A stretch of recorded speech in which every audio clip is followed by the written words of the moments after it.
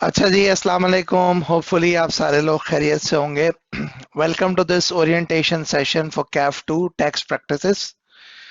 Before I start off with this CAF 2 tax practices, मैं थोड़ा सा अपना बैकग्राउंड डिस्कस कर देता हूँ कि what exactly is my background, और उसके साथ साथ जो है फिर मैं ज़रा डिस्कस करूंगा कि आज के हमारे सेशन का एजेंडा क्या है। तो पहली चीज़ तो ये है कि जी मेरा नाम लुकमान रफ़ीक है, और मेरा बैकग्राउंड ये है कि I been in teaching profession for more than 13 years now. मुख्तलिफ सब्जेक्ट्स, मुख्तलिफ क्वालिफिकेशंस के लिए मैं टीच कर रहा हूँ। टैक्सेशन के एतबार से मैंने कोई तकरीबन 8 साल की प्रैक्टिस करी है, जिसमें मुख्तलिफ लेवल्स के ऊपर कॉर्पोरेट क्लाइंट्स पे, इंडिविजुअल क्लाइंट्स पे, पार्टनरशिप कंसर्न्स पे, उनसे रिलेटेड जो है वो टैक्स कंसल्टेंसी, टैक्स एडवाइजरी मैंने कंडक्ट करी है। अच्छा जी, आज का जो हमारा सेशन है, उस सेशन के अंदर हम एक तो कैफ टू टैक्स प्रैक्टिसेस की ओवरऑल इन जनरल डिस्कशन करेंगे, और उसके साथ साथ जो है हम मजीद ये डिस्कशन करेंगे कि हमारी अप्रोच क्या होगी in order to handle this CAF2 tax practices. So let's start off and let's start discussing about all these things. तो देखें, सबसे पहली चीज तो ये है कि कैफ टू टैक्स प्रैक्टिसेस को बुक मेरे सामने ओपन है, लेकिन एट द सेम टाइम मेरे पास कैफ टू का सिलेबस भी ओपन है। So what I would do is that कि मैं सबसे पहले सिलेबस से रिलेटेड कुछ डिस्कशन करूंगा। सिलेबस की डिस्कशन करने के बाद फिर मैं बुक के ऊपर आऊंगा। तो हम बात करते हैं सबसे पहले अबाउट द सिलेबस, कि जो कैफ टू टैक्स प्रैक्टिसेस का सिलेबस है, ये आपके सामने मैंने आई कैप का सिलेबस ओपन किया है। और इस सिलेबस के अंदर अगर आप एक चीज देखेंगे तो आपको यहाँ पे सिलेबस की ग्रिड्स में 3 रेफरेंसेस आ रहे हैं, सेक्शन ए, सेक्शन बी और सेक्शन सी। ये 3 चीजें जो है वो आपके पास आ रही हैं, which is going to be कि सेक्शन ए, सेक्शन बी और सेक्शन सी। अच्छा, अगर हम बात करते हैं यहाँ पे, तो आपको यहाँ पे टीचिंग आवर्स भी गिवन है, आपको वेटेज भी गिवन है। अब एक चीज याद रखिएगा कि जो टीचिंग आवर्स होते हैं ना, ये आई कैप के प्रिस्क्राइब टीचिंग आवर्स होते हैं। इट्स नॉट नेसेसरी कि एक टीचर इतने टाइम पीरियड के अंदर ही पढ़ाए। It could actually be the case कि कुछ टॉपिक्स के अंदर ट्यूटर्स ज्यादा टाइम लगाते हैं। It could also be the case कि कुछ टॉपिक्स के अंदर ट्यूटर्स कम टाइम लगाते हैं। तो ये जो टीचिंग आवर्स है ना, ये डिपेंड करते हैं बहुत सारी चीजों के ऊपर, कि किस मीडियम पे टीचिंग हो रही है, किस तरह की ऑडियंस को टीचिंग हो रही है, किस मोड में टीचिंग हो रही है, क्या लाइव क्लासेस हो रही है, क्या रिकॉर्डेड क्लासेस हो रही हैं, एक्सेट्रा एक्सेट्रा। बेशुमार तरह की चीजें होती हैं जिनको मद्देनजर रखते हुए अल्टीमेटली टीचिंग आवर्स डिसाइड होते हैं। But let's just go through it. तो आई कैप सजेस्ट करता है कि 110 से लेके 130 घंटे के अंदर कैफ टू टेक्स्ट प्रैक्टिसेस का जो है वो कोर्स आप पढ़ेंगे। मैं ये समझता हूँ कि 110 से 130 घंटे ऑनलाइन कोर्स के अंदर, रिकॉर्डेड कोर्स के अंदर थोड़े ज़्यादा हैं। ये तकरीबन तकरीबन जो है वो आपको 80 टू 90 आवर्स का कोर्स होगा, और 80 टू 90 आवर्स के कोर्स के अंदर आप टैक्स प्रैक्टिसेस पूरा कवर अप कर लेंगे।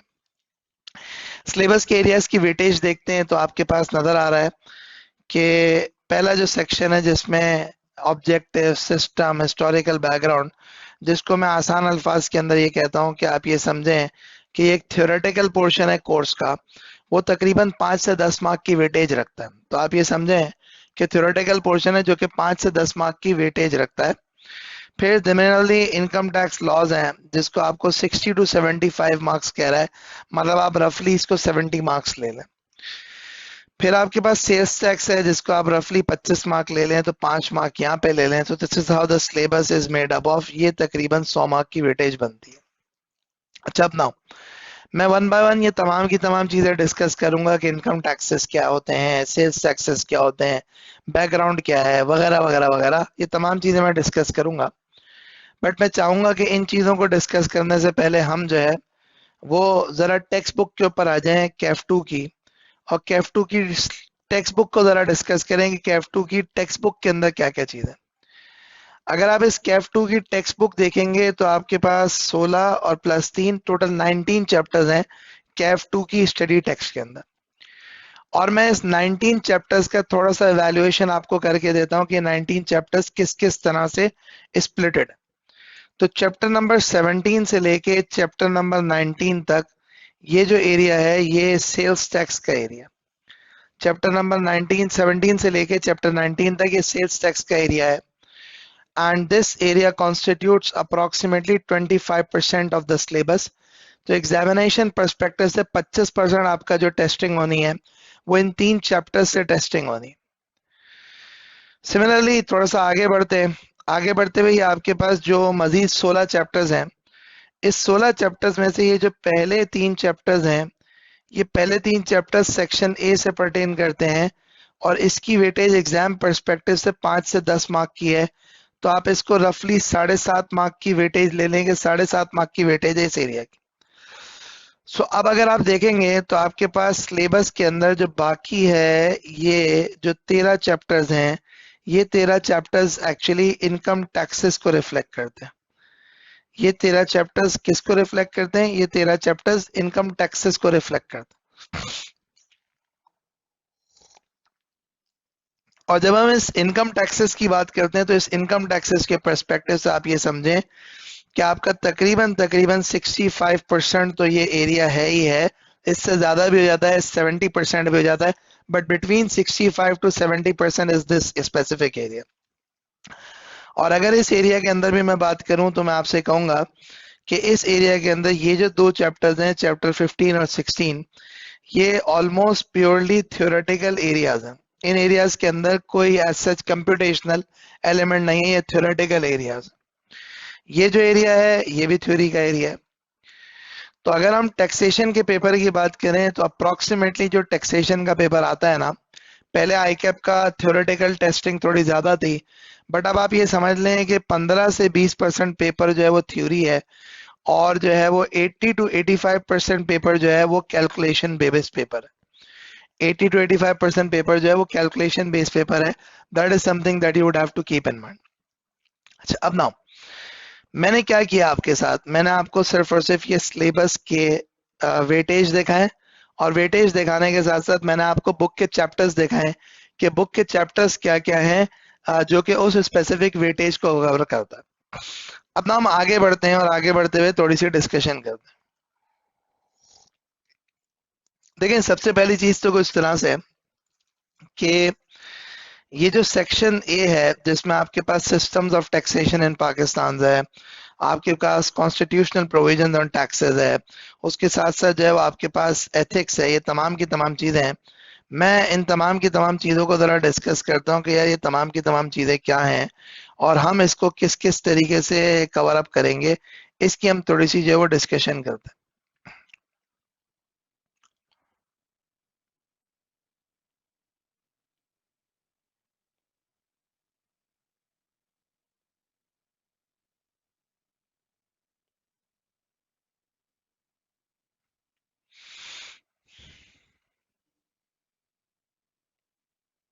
देखें, सबसे पहली चीज तो ये है कि आपके पास पहला जो सेक्शन है that is talking about the system of taxation in Pakistan plus constitutional provision on taxes और एथिक्स।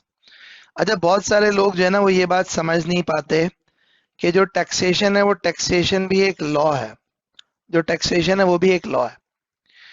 और before I go on to discuss these things, मैं थोड़ी सी एक चीज बात करता हूँ, वो ये है कि देखें, हम तमाम के तमाम लोग जो है ना वो टैक्सेस पे करते हैं। हम तमाम के तमाम लोग टैक्सेस पे करते हैं, चाहे वो आप हो, चाहे वो मैं हूं, चाहे वो कोई एक ऐसा आदमी हो जिसको आप सोचते होंगे कि यार ये क्या मुल्क को टैक्स देता होगा। जैसे कि हमारे अक्सर व बेशतर घर में काम करने वाले जो लोग होते हैं, कि सफाई करने वाले लोग होते हैं, या अक्सर हमारे घर से कचरा कलेक्ट करने वाले लोग होते हैं, जमादार वगैरह, तो ये तमाम के तमाम लोग जो है ना वो टैक्स देते हैं। तो पाकिस्तान के अंदर टैक्सेशन का निज़ाम ऐसा है कि अमीर से अमीर आदमी भी टैक्स देता है, गरीब से गरीब आदमी भी टैक्स देता है। बात ये नहीं हो रही कि क्या पूरा टैक्स देता है या नहीं देता, कितना टैक्स देता है, कितना टैक्स नहीं देता, बात ये नहीं हो रही। बात ये हो रही है कि अमीर से अमीर आदमी भी टैक्स देता है, गरीब से गरीब आदमी भी टैक्स देता है। किस तरीके से? यार, हर चीज के ऊपर तो आपके टैक्स है। आप सबसे पहले जो है ना मोबाइल फोन को देख लें कि जो आपका मोबाइल फोन है उस मोबाइल फोन के ऊपर आप पैसे लोड करते हैं, तो जितना भी आपका क्रेडिट होता है, अगर आप 100 रुपए का कार्ड लोड करते हैं तो 100 रुपए के कार्ड से आपको 15 रुपए जो है तकरीबन कट जाते हैं, 85 रुपीज आपके आते हैं। ये 15 रुपए जो कट जाते हैं ये क्या है? ये टैक्सेस हैं। उसके बाद फिर हम मजीद जो है मोबाइल पे जो कॉल्स करते हैं, तो हर कॉल करते वक्त अलग से हमारे ऊपर फेडरल एक्साइज ड्यूटी अलग लगती है। तो इसका मतलब ये है कि आप जब मोबाइल फोन के ऊपर जो है ना ये 100 रुपए के जो मोबाइल फोन में कार्ड डलता है ना, तो मेरा रफली, मैं अभी कैलकुलेशन की डिटेल में नहीं जा रहा, but just to give you an idea, approximately जो है ना इसमें 31 रुपीज का तो जो है वो आप टैक्स दे देते हैं। अप्रोक्सीमेटली आप 31 रुपीज का तो टैक्स दे देते हैं, यानी कि आपको टेक्निकली 69 रुपीज का क्रेडिट मिलता है, बाकी 31 रुपए गवर्नमेंट के पास टैक्स चले जाता है। अब आज मुझे आप बता दें कि कौन ऐसा आदमी है जिसके पास मोबाइल फोन नहीं है। ऑलमोस्ट हर बंदे के पास मोबाइल फोन है, अब चाहे वो बटन वाला मोबाइल फोन हो, या चाहे आईफोन हो, या चाहे वो जो है वो छोटा सा फोन हो, स्मार्टफोन, लेकिन हर बंदे के पास फोन है। और हर बंदा जिसके पास फोन है वो किसी ना किसी नौयत के अंदर क्रेडिट डलवा रहा है, और क्रेडिट डलवा रहा है तो वो टैक्सेस दे रहा है गवर्नमेंट को। सिमिलरली आप और चीजों के ऊपर आ जाएं तो आप देखें, आप पेट्रोल भरवा रहे हैं। अब आप पेट्रोल भरवा रहे हैं, चाहे आप अपनी मोटर बाइक में पेट्रोल भरवा रहे हैं, चाहे आप जो है वो गाड़ी में पेट्रोल भरवा रहे हैं, चाहे आप रिक्शे में पेट्रोल भरवा रहे हैं, उस पर आप टैक्सेस पे कर रहे हैं। आप एक बस में सफर कर रहे हैं तो उस बस में सफर करते हुए बजाय तो आपको नहीं लगता कि आप टैक्स पे कर रहे हैं, लेकिन बस वाला भी जो डीजल डलवा रहा है, बस वाला भी जो सीएनजी भरवा रहा है, वो बस वाला भी उस डीजल पे, उस सीएनजी पे टैक्सेस दे रहा है। तो वो टैक्सेस अल्टीमेटली वो आपके ऊपर पास ऑन कर रहा है कि आपको जो है वो महंगी से महंगी चीज बेचे जा रहा है, आपकी जो है वो बस का किराया बढ़ाता जा रहा है। तो अल्टीमेटली समवे और the other you are also bearing the burden of those taxes. फिर उसके अलावा अगर हम बात करते हैं, आप देखें गरीब से गरीब आदमी भी होगा ना, जिंदगी में या साल में एक बार तो कोल्ड ड्रिंक पीता होगा अपने पैसों से। मुफ्त की कोल्ड ड्रिंक की बात नहीं कर रहा, अपने पैसों से बात कर रहा हूँ। चले गरीब आदमी, आप कहते हैं जूस नहीं पीता, आप कहते हैं गरीब आदमी जो है फ्लेवर्ड मिल्क नहीं पीता, सही है, लेकिन गरीब से गरीब आदमी भी साल में एक बार अपने पैसों से कोल्ड ड्रिंक जरूर पी लेता है।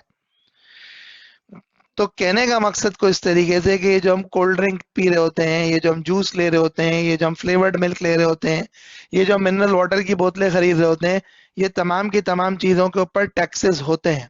आई रिपीट, ये तमाम की तमाम चीजों के ऊपर टैक्सेस होते हैं, आप टैक्स पे करते हैं अल्टीमेटली। तो बेसिकली पाकिस्तान में रहते हुए हर आदमी इज अ टैक्स पेयर। वो अलग बात है कि वो टैक्स पेयर की डेफिनेशन में ना आए, वो अलग बात है उसको गवर्नमेंट टैक्स पेयर कंसिडर ना करे, लेकिन मैं ये समझता हूँ कि जो है क्या बोलते हैं कि हर आदमी, ऑलमोस्ट हर आदमी जो है वो टैक्स पेयर है, किसी ना किसी एतबार से, किसी ना किसी एतबार से वो टैक्स दे रहा है। बेशक वो समझता है कि जी मैं तो कुछ कमाता नहीं हूँ, भाई नहीं कमाता फिर भी तू टैक्स देता है। वो कहता है जी मैं तो गवर्नमेंट को टैक्स नहीं देता, लेकिन भाई ना देते हुए भी आप टैक्स दे रहे हैं, बिजली के बिलों पे टैक्स आप दे रहे हैं, जूस पी रहे हैं तो उस पर टैक्स आप दे रहे हैं, मिनरल वाटर की बॉटल ले रहे हैं तो उस पर टैक्स आप दे रहे हैं, मोबाइल फोन यूज कर रहे हैं तो उस पर टैक्स आप दे रहे हैं, तो आप हर नौयत के ऊपर गवर्नमेंट को टैक्स दे रहे हैं। खैर, तो अब हम बात करते हैं यहाँ पे कि जो टैक्सेशन है, जो हमारी गवर्नमेंट इतना सारा टैक्स कलेक्ट कर रही होती है, तो ये टैक्स जा कहाँ रहा होता है, सही है ना। अगर हम जो है वो थोड़ी देर में हकाइक से हट के बात कर लें और हम किताबी बातें कर लें, तो भाई जो टैक्सेशन होता है, जो किसी भी कंट्री के अंदर जो है वो कलेक्ट किया जाता है, वो टैक्सेशन के मल्टीपल मकासद होते हैं। और उस मल्टीपल मकासद के अंदर एक मकसद ये होता है कि जो टैक्स होता है it's a source of revenue for the government. जो टैक्स होता है it's a source of revenue for the government.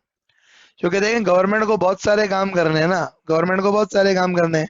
Government को आपके लिए रोड्स बनानी है, गवर्नमेंट को आपके लिए दूसरी नौयत का इंफ्रास्ट्रक्चर बनाना है, गटर की लाइनें डालनी है, नाले साफ करने हैं, ब्रिजेस बनाने हैं, पुल बनाने हैं, टेली कम्युनिकेशन का निज़ाम बनाना है। गवर्नमेंट को हजारों तरह के काम कर रहे हैं। गवर्नमेंट को हेल्थ सेक्टर को काम करना है, गवर्नमेंट को एजुकेशन में काम करना है, गवर्नमेंट को जो है वो हजारों तरह के काम है जो कि लोगों की फलाह बहबूद से रिलेटेड है। वो जो गवर्नमेंट को हजारों तरह के काम करने हैं जो कि लोगों की फलाह बहबूद से रिलेटेड है, तो उन तमाम के तमाम कामों के लिए गवर्नमेंट को पैसे चाहिए। और वो पैसे गवर्नमेंट के पास कहाँ पे आएंगे, तो उसमें देखें हमारा जैसा जो मुल्क है, वो बेशक हमारे पास बहुत तेल हो, बेशक हमारे पास जो है वो बहुत गैस हो, लेकिन अल्टीमेटली सच और हकीकत बात यह है कि वो तेल और वो गैस से हम कमा नहीं रहे। तो अगर वो तेल और गैस से हम कमा नहीं रहे, तो हमें अखराजात पूरे करने के लिए कहीं ना कहीं से तो पैसे चाहिए ना भाई। टूरिज्म हमारी कंट्री में नहीं है, तो हमें कहीं ना कहीं से जो पैसे चाहिए, तो वो कहीं ना कहीं कहाँ है, वो आवाम से हम जो है वो टैक्सेस कलेक्ट करते हैं। तो taxes act as a source of revenue for our government. Government taxes collect करती है। टैक्सेस कलेक्ट करने के बाद गवर्नमेंट उन टैक्सेस से हजारों तरह के काम करती है, और उस हजारों तरह के काम करने के बाद गवर्नमेंट जो है अल्टीमेटली क्या करती है, अल्टीमेटली जो आपको एक मुल्क चला के देती है। देखें, अक्सर हम जो आम, यानी हम एक जो है ना, जितने भी लोग बैठे होते हैं वो हम तबसरे कर रहे होते हैं कि भाई जो हमारी गवर्नमेंट है वो हमारी गवर्नमेंट खाती है पैसे, लगाती नहीं है, चोर हैं, फला हैं, ये हैं, वो हैं, यानी ये सारी बातें हम करते हैं। लेकिन ये सारी बातें करने के साथ साथ अगर आप एक चीज देखें, जितने भी चोर है ना, तो वो चोर होने के बावजूद भी मुल्क के ऊपर पैसा लग रहा है। देखें, आप मुझे बात समझें एक बात, क्या आपके पास बिजली आ रही है? बेशक जो है लोड शेडिंग अपनी जगह, बिजली आ रही है। क्या आपके इधर मवासलात का निजाम है, इंटरनेट चल रहा है? क्या आपके पास जो है टेलीकम्युनिकेशन चल रहा है? क्या आपके सड़कों पर ट्रांसपोर्ट चल रहा है? क्या आपके मुल्क में पेट्रोल डीजल इंपोर्ट हो रहा है? हो रहा है ना। तो एक मुल्क का निजाम तो चल रहा है। आप घर के अंदर जो है वो अगर वॉशरूम्स यूज कर रहे हैं, तो हर वक्त थोड़ी आपकी गली की गटर भरी हुई होती है। वो तो किसी किसी दिन जो है वो गटर भरी होती है, किसी किसी दिन नाला भरा होता है। तो इसका मतलब सेवरेज का निजाम भी चल तो रहा है ना। तो अगर आप गवर्नमेंट के पर्सपेक्टिव से बात करो तो मुल्क का निजाम तो चल रहा है। ऐसा नहीं है गवर्नमेंट सारे पैसे खुद ही खा रहे हैं, नहीं, लगा भी रहे हैं, और एक निजाम चल रहा है, एक मशीनरी चल रही है। वो अलग बात है कि वो निजाम हमारी एक्सपेक्टेशंस के हिसाब से नहीं चल रहा, जिसकी वजह से हम कहते हैं कि यार ये लोग तो काम ही नहीं करते, ये तो कुछ करते ही नहीं, ये तो कुछ करके ही नहीं देते, एक्सेट्रा एक्सेट्रा एक्सेट्रा। खैर, बात कहीं से कहीं निकल जाएगी। हम बात कर रहे हैं टैक्सेस की। तो कहने का मकसद है जो टैक्सेस होते हैं वो मेजोरिटी ममालिक के अंदर taxes as a source of revenue use होते हैं। टैक्सेस के और भी बेशुमार तरह के मकासद होते हैं, उनको हम बाद में डिस्कस करेंगे, but taxes as a source of revenue use होता है, और ऑलमोस्ट हर तरह का आदमी पाकिस्तान में टैक्स देता है। तो ये जो पहले 3 चैप्टर्स हैं, वो पहले 3 चैप्टर्स आपको system of taxation in Pakistan समझाते हैं कि पाकिस्तान में टैक्स किस किस तरह के हैं, किस किस तरह का टैक्स का कानून पाकिस्तान में एग्जिस्ट करता है, किस किस तरह से टैक्सेस कलेक्ट किए जाते हैं, वगैरह वगैरह वगैरह। Number 2, constitutional provisions on taxes. देखें, हमारे मुल्क में आ, एक बड़ी लड़ाई है, और बड़ी लड़ाई है कि जी जो है क्या बोलते हैं कि क्या ये फेडरल गवर्नमेंट का काम था या ये प्रोविंशियल गवर्नमेंट का काम था। मुराद अली शाह साहब बयान दे रहे हैं कि भाई लोग पीपल्स पार्टी की हुकूमत से इतने खुश हैं, इतने खुश हैं कि लोग किसी और को वोट देना ही नहीं चाहते। अब मसला सबसे बड़ा ये है कि जब काम करने की बात आती है तो मुराद अली शाह साहब हमेशा जो है ये कहा कहते थे कि भाई ये तो फेडरल गवर्नमेंट का काम है। फेडरल गवर्नमेंट जो है वो खान साहब ने इलेक्शन जीत लिया, इलेक्शन जीतने के बाद खान साहब बोलते रहे हम जो है वो वजीर आजम कराची से एंड में कराची की सारी सीटें छोड़ दी खान साहब ने। खान साहब ने कई चक्कर लगा लिए कराची में, और कराची में चक्कर लगाने के बाद एंड में जाके खान साहब ने कहा कि जी वो सिंध गवर्नमेंट हमें काम नहीं करने देती। तो ये जो लड़ाई है ना हमारे मुल्क के अंदर कि जी फेडरल प्रोविंशियल, तो इसमें एक सॉर्ट ऑफ जुरिस्डिक्शन बनी हुई है हमारे इधर कि भाई क्या किसके डोमेन में, क्या किसकी टेरिटरी है, कहाँ से पैसा कौन कलेक्ट करेगा, कहाँ से पैसा कौन कलेक्ट करेगा। इसकी सिंपल सी मिसाल है, पूरे पाकिस्तान के अंदर जो सिगरेट फरोख्त होती है, उस सिगरेट फरोख्त होने के ऊपर जो टैक्सेस हैं वो फेडरल गवर्नमेंट कलेक्ट करती है। चाहे वो सिंध के अंदर जो है वो एक बंदा सिगरेट पी रहा हो, चाहे वो खैबर पख्तूनख्वा के अंदर सिगरेट पी रहा हो, चाहे वो पंजाब के अंदर सिगरेट पी रहा हो, चाहे वो इस्लामाबाद कैपिटल टेरिटरी में सिगरेट पी रहा हो, सब सिगरेट का टैक्सेस जो है वो फेडरल गवर्नमेंट के पास जाता है, गवर्नमेंट ऑफ पाकिस्तान के पास। लेकिन एट द सेम टाइम जो है वो अगर जो है वो सिंध की जराई जमीनों से जो है एग्रीकल्चर उगता है, तो एग्रीकल्चरल इनकम पे जो टैक्स होता है वो सिंध गवर्नमेंट के पास जाता है। पंजाब की जमीनों से जो है वो एग्रीकल्चर जो निकलता है, उसका एग्रीकल्चरल जो टैक्स होता है वो पंजाब गवर्नमेंट के पास जाता है। सेम गोज फॉर के, same goes for Balochistan and so on and so fourth. तो अब देखें ना, मसला सबसे बड़ा ये है कि जो है वो ज़राअत का जो टैक्स है वो तो फेडरल गवर्नमेंट के पास जा नहीं रहा, सिगरेटों का टैक्स जो है वो फेडरल गवर्नमेंट के पास जा रहा है। ज़राअत का टैक्स ज्यादा होगा या सिगरेटों का टैक्स ज्यादा होगा? पूरा मुल्क तो सिगरेटों पे नहीं चल रहा ना, पूरा मुल्क ज़राअत पे चल रहा है, एग्रेरियन इकोनॉमी है, कोई सिगरेट बेस्ड इकोनॉमी तो नहीं है हमारी। तो कहने का मकसद कुछ तरीके से कि देयर आर कॉन्स्टिट्यूशनल प्रोविजंस, और वो कॉन्स्टिट्यूशनल प्रोविजंस जो है ना वो रिस्ट्रिक्ट करते हैं कि फेडरल गवर्नमेंट का राइट क्या है और प्रोविंशियल गवर्नमेंट का राइट क्या है, और उसके तहत वो किस जगह पे टैक्स कलेक्ट कर सकती है, किस जगह पे टैक्स लगा सकती है, किस जगह पे टैक्स नहीं लगा सकती, वगैरह वगैरह वगैरह। तीसरी बात जो है वो एथिक्स की। देखिए एथिक्स का जो सिंपल वर्ड, जो सिंपल कॉन्सेप्ट होता है ना, वो एथिक्स सिंपली तो ये है, सही गलत की तमीज होना। सही और गलत की तमीज होना, ये एथिक्स का एक बेसिक मकसद है। एक बेसिक जो एथिक्स का मतलब है ना, वो ये है कि आपको सही और गलत की तमीज होना।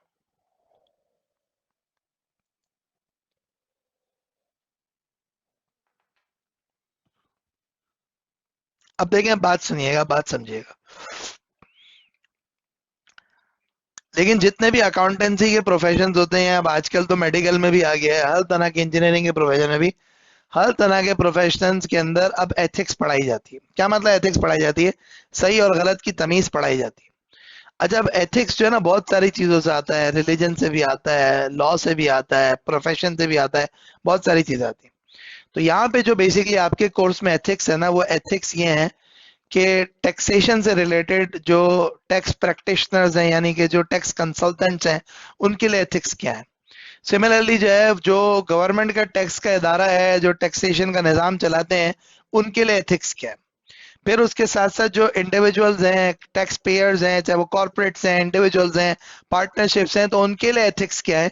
सो ये तमाम की तमाम चीजें जो है ना, वो बेसिकली क्या होती हैं कि एथिक्स की अगर मैं बात करूं, तो एथिक्स का कॉन्सेप्ट मैं आपको ये समझा रहा हूं कि एथिक्स सही और गलत की तमीज। और यहाँ पे हम पढ़ेंगे कि जी टैक्स की चोरी क्यों नहीं करनी, टैक्स अफसरान को कैसे एक्ट करना है, टैक्स कंसल्टेंट को कैसे एक्ट करना है, एक टैक्स पेयर को कैसे एक्ट करना है, क्या इनकम छुपाना जायज है या इनकम छुपाना जायज नहीं है, क्या रिश्वत लेना जायज है या रिश्वत लेना जायज नहीं है, क्या कंसल्टेंट को जो है वो प्रॉपर कंसल्टेंसी देनी है या उसको काम चलाओ कंसल्टेंसी देनी है। जो अक्सर और बेशतर बरसाती मेंढक निकल आते हैं, मतलब कोई बहुत सारे हमारे इधर बरसाती मेंढक हैं, चार्टर्ड अकाउंटेंट्स।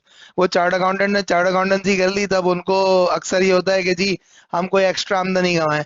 तो एक्स्ट्रा आमदनी कमाने के लिए क्या करते हैं कि इनकम टैक्स का जब रिटर्न फाइलिंग का सीजन होता है, जिसको अक्सर उर्दू में कहते हैं गोशवारे जमाने का सीजन, गोशवारे जमा करने का सीजन, तो उसमें क्या करते हैं, उसमें वो टैक्स रिटर्न फाइलिंग की पोस्टें लगाना शुरू कर देते हैं, 2000 में, 3000 में, 5000 में। टैक्स रिटर्न फाइल करते रहते हैं, करते रहते हैं, करते रहते हैं, जहां पे क्लाइंट को एक नोटिस आ गया, हाथ उठा लेते हैं, अबे भाई ये तो तुम खुद देख लो, हमें नहीं पता। तो कहने का मकसद है कि क्या इस तरह की हरकतें करनी चाहिए टैक्स कंसल्टेंट्स को या नहीं करनी चाहिए, ये भी एक एथिक्स का हिस्सा है। तो यहाँ पे जाके हम पूरी एथिक्स पढ़ेंगे। तो ये जो 3 चैप्टर्स हैं, ये आपको बताएंगे पाकिस्तान में टैक्सेशन का निज़ाम क्या है। ये तीन चैप्टर्स आपको बताएंगे कि भाई फेडरल गवर्नमेंट कहाँ टैक्स कलेक्ट कर सकती है, प्रोविंशियल गवर्नमेंट कहाँ टैक्स कलेक्ट कर सकती है, फेडरल गवर्नमेंट का टैक्स किस मकासद के लिए इस्तेमाल होता है, प्रोविंशियल गवर्नमेंट का टैक्स किस मकासद के लिए इस्तेमाल होता है। उसके साथ साथ सही और गलत की तमीज हर आदमी के लिए जो टैक्स से मुंसलिक है, चाहे वो टैक्स देने वाला हो, चाहे वो टैक्स लेने वाला हो, चाहे टैक्स दिलवाने वाला हो, हर बंदे के लिए रेलेवेंट एथिक्स क्या है, ये तमाम की तमाम चीजें हम कवर अप करेंगे। आगे बढ़ते हैं और आगे बढ़ते हुए थोड़ी सी अगली बात करते हैं। तो यहाँ पे फिर आपके पास ये इनकम टैक्स के कुछ चैप्टर्स हैं, और इन चैप्टर्स के अंदर से मैं आपको बेसिकली कुछ चीजें समझा दूंगा। बेसिक कॉन्सेप्ट्स ऑफ टैक्सेशन को तो छोड़ें अभी हम, लेकिन मैं आपको कुछ चीजें यहाँ पे समझा देता हूँ। देखें, ऐसा है कि हमारे इधर जो पाकिस्तान के अंदर ना इनकम टैक्स का जो कानून है,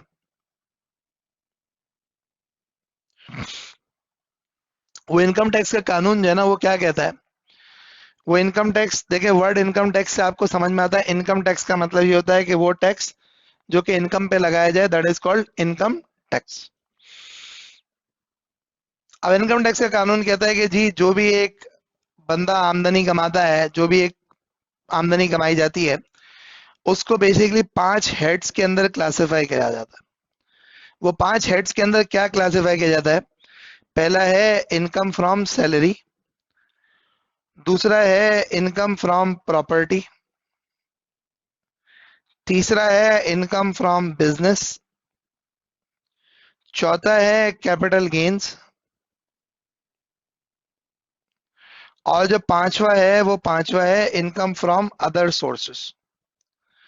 तो ये 5 आपके पास जो है वो बेसिकली हेड्स ऑफ इनकम है। यानी अगर आप जो है वो इनकम कमाते हैं, तो उस 5 हेड्स में से किसी एक हेड में आपकी इनकम क्लासिफाई की जाएगी। वो 5 हेड्स में से एक हेड में जो इनकम क्लासिफाई की जाएगी, वो 5 हेड्स क्या हैं? तो 5 हेड्स मैंने आपको बता दिए कि they include what, income from salary, they include the income from property, they include income from business, they include capital gains and then the other sources. अच्छा जी, मैं वन बाय वन थोड़ा सा एक जनरली डिस्कशन कर देता हूँ कि 5 तरह की इनकम क्या क्या होती हैं, क्या क्या नहीं होती। तो बेसिकली इनकम फ्रॉम सैलरी क्या होती है कि जहाँ पे भी कोई एम्प्लॉयमेंट का रिलेशनशिप आ जाए, एक आदमी को कोई कंपनी कोई बिजनेस अगर एम्प्लॉय कर ले, मुलाजमत पे रख ले, तो उस मुलाजमत से रिलेटेड जितनी भी आमदनी होगी उसको इनकम फ्रॉम सैलरी कहा जाएगा।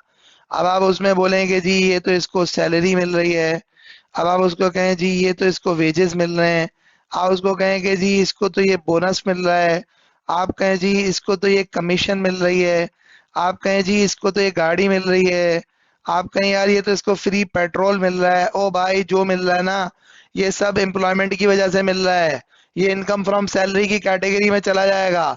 This is going to be called income from salary. तो पहली चीज क्या हो गई, पहली चीज इनकम फ्रॉम सैलरी है। तो जब भी आप एम्प्लॉयमेंट करते हैं तो एम्प्लॉयमेंट से रिलेटेड जो भी आमदनी आती है उसको इनकम फ्रॉम सैलरी ही कहा जाता है। एम्प्लॉयमेंट से रिलेटेड जो भी आमदनी आती है उसको इनकम फ्रॉम सैलरी ही कहा जाता है।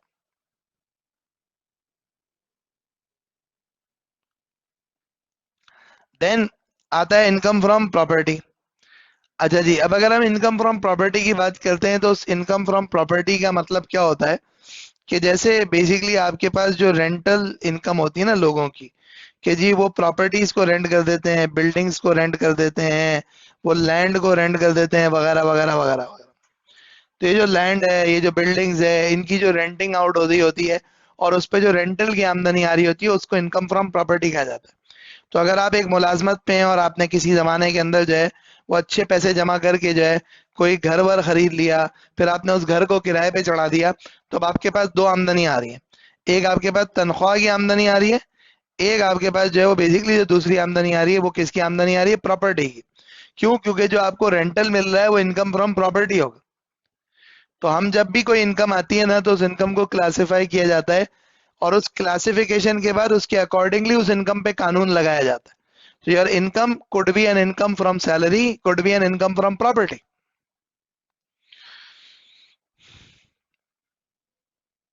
देन हम मजीद बात करते हैं तो आपके पास नेक्स्ट जो आता है that is called income from business. Now what exactly is this income from business? तो देखें, बिजनेस तो बेशुमार तरह का होता है। आपके पास मैन्युफैक्चरिंग बिजनेस भी होता है, आपके पास ट्रेडिंग बिजनेस भी होता है, आपके पास जो है वो सर्विस बिजनेस भी होता है। ये बेशुमार तरह का आपके पास बिजनेस होता है। सो मैन्युफैक्चरिंग बिजनेस है, ट्रेडिंग बिजनेस है, सर्विस बिजनेस है। ये तमाम के तमाम बिजनेस में क्या होता है, किसी की मुलाजमत नहीं होती। जहाँ पे आप कारोबार कर रहे होते हो, कारोबार करने का मतलब मुलाजमत ना करना। अब वो बेशक आप एज अ कंपनी कारोबार करें, एज अ पार्टनरशिप कारोबार करें, आप एज अ इंडिविजुअल कारोबार करें, जैसे भी कारोबार करें वो एक अलग मसला है। कारोबार करने का मतलब है अदर देन एम्प्लॉयमेंट। क्या मतलब? मतलब आप चीज की खरीदो फरोख्त कर रहे हो, ट्रेडिंग है। आप कोई चीज खाम माल खरीद के, आप रॉ मटेरियल्स खरीद के कोई चीज प्रोड्यूस कर रहे हो, मैन्युफैक्चर कर रहे हो, that is actually called manufacturing business. मैं यहाँ पे जो कर रहा हूँ दैट्स अ सर्विस बिजनेस। हमारे जितने भी इंस्टीट्यूशंस हैं, जितने भी आई कैप के रजिस्टर्ड अकाउंटिंग एजुकेशन ट्यूटर्स हैं, they are all examples of what, they are all examples of businesses. तो कहने का जो मकसद है वो कहने का मकसद कुछ तरह से कि जब हम बात करते हैं with respect to the business, तो बिजनेस ये होता है कि अदर देन एम्प्लॉयमेंट आप जो भी काम करेंगे that is going to be treated as your business.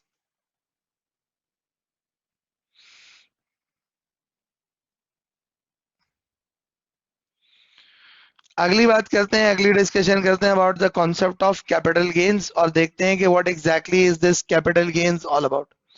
तो देखें, हम जब बात करते हैं ना with respect to the capital gains, तो कैपिटल गेन्स का कॉन्सेप्ट क्या है उसको जरा समझना। कैपिटल गेन्स का जो कॉन्सेप्ट है ना, वो कैपिटल गेन्स का कॉन्सेप्ट ये होता है कि जो भी कैपिटल एसेट होते हैं, वो कैपिटल एसेट की एग्जांपल्स क्या हो गई, वो कैपिटल एसेट्स की एग्जांपल में आप ये समझ लें कि आपके पास जो है वो जो शेयर्स हो गए, जो आपके पास बॉन्ड्स हो गए, वगैरह वगैरह वगैरह, ये तमाम इवन जो आपके पास प्रॉपर्टीज हैं, ये प्रॉपर्टीज भी कैपिटल एसेट्स की कैटेगरीज में आती। तो ये जो शेयर्स हो गए, बॉन्ड्स हो गए, इन तमाम के तमाम शेयर्स हो गए, बॉन्ड्स हो गए, इनको जब आप सेल करते हैं और सेल करके आपको जो प्रॉफिट्स होते हैं या जो इवन आपको लॉसेस होते हैं उनको कैपिटल गेन्स की कैटेगरी में डाला जाता है। तो कैपिटल गेन्स का मतलब क्या होता है? कैपिटल गेन्स का मतलब ये होता है कि आप क्या करते हैं, आप जब भी कोई भी कैपिटल एसेट को बेचते हैं तो बेच के जो नफा नुकसान होता है वो आपके पास that is going to be considered as your capital gains. क्या कहलाएगा वो आपका कैपिटल गेन्स कहलाएगा। यहां तक समझ में आती बात? क्या कहलाएगा आपका वो आपका कहलाएगा capital gains.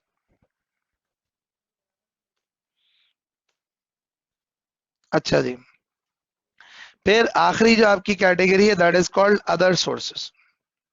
Know what exactly do mean by other sources?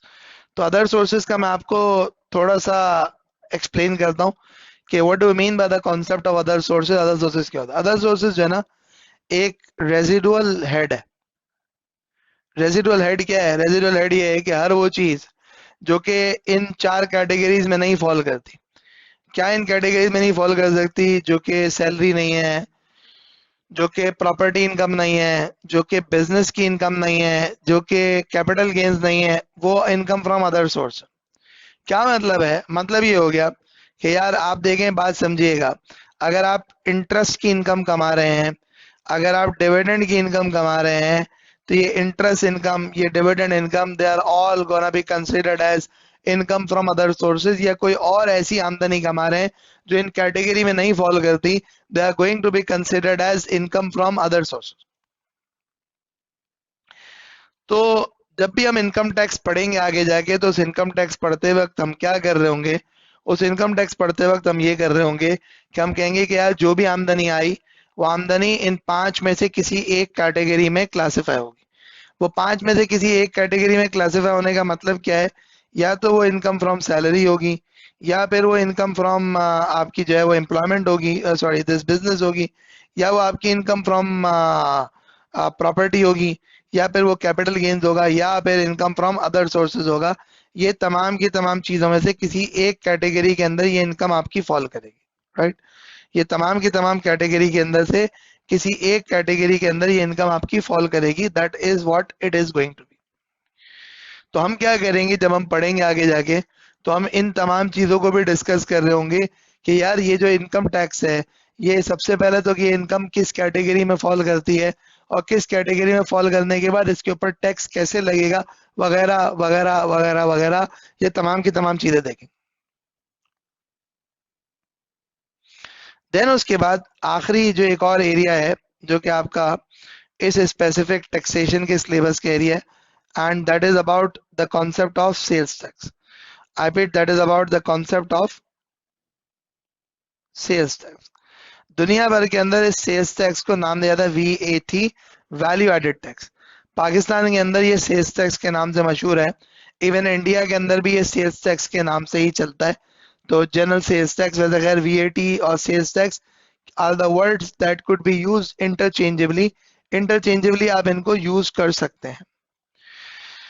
अब देखें, अब जरा समझिएगा ये सेल्स टैक्स के अंदर क्या होता है। तो यूजुअली जो भी आप सेल करते हैं, वो सेल्स के ऊपर एक टैक्स लगाया जाता है। वो सेल्स के ऊपर एक टैक्स लगाया जाता है और वो टैक्स को कहा जाता है सेल्स टैक्स। तो 100 रुपए की चीज जो है वो 118 रुपए की हो जाना, 117 रुपए की हो जाना, 119 रुपए की हो जाना, ये जो ऊपर इजाफी 18 रुपए, 17 रुपए, 19 रुपए लग रहे होते हैं, ये क्या होता है? ये सेल्स टैक्स होता है। और अलग अलग कानून के तहत अलग अलग टैक्स लग रहा होता है। तो हम इस तमाम की तमाम चीजों को आगे जाके डिस्कस करेंगे कि क्या जो है वो 17% या 18% या 19% या 4% या 6% क्या सेल्स टैक्स लगेगा उस सेल्स के ऊपर।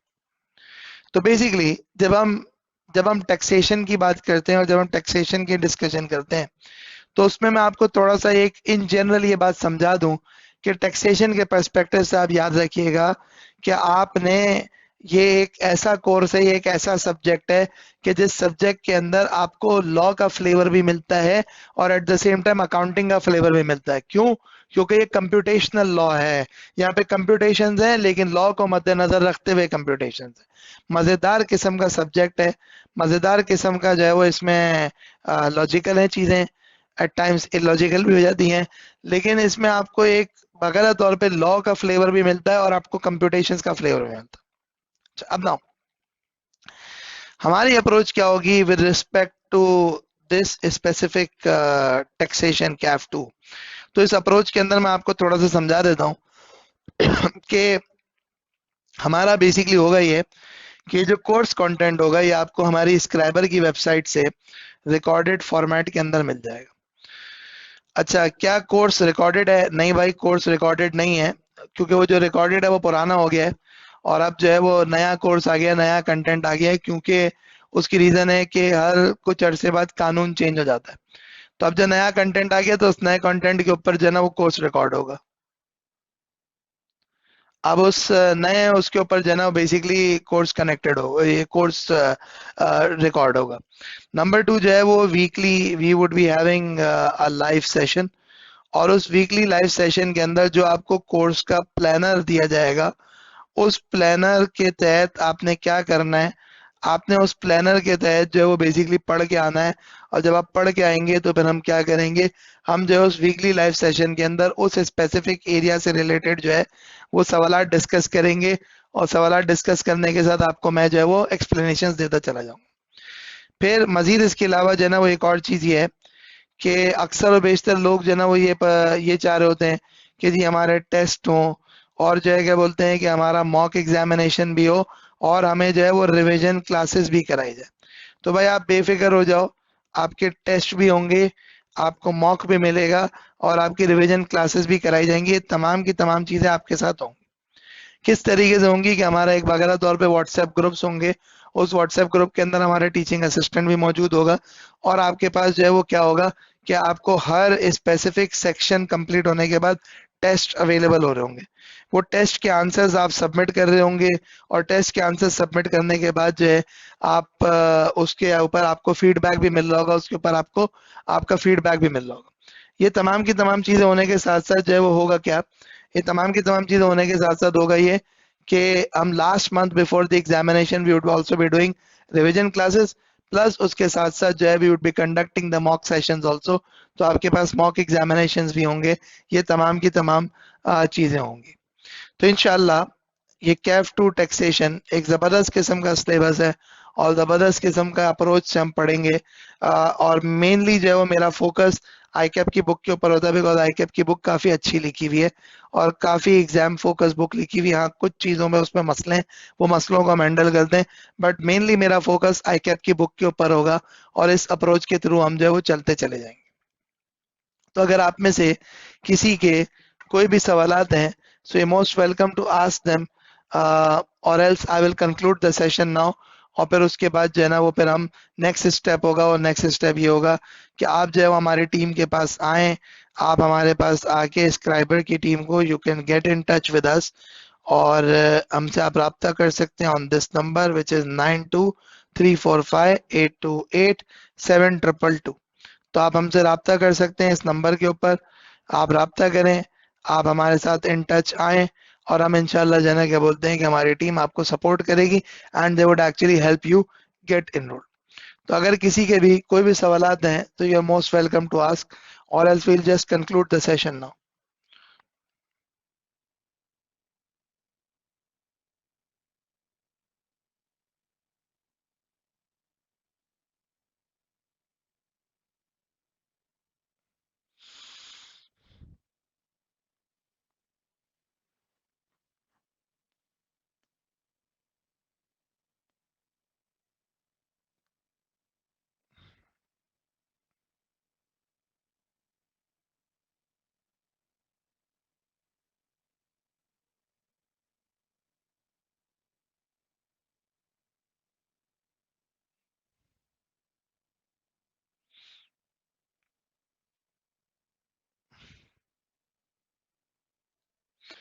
चलें जी, इंशाल्लाह फिर आपसे मुलाकात होती है, और जो है वो इंशाल्लाह विल टेक थिंग्स फॉरवर्ड।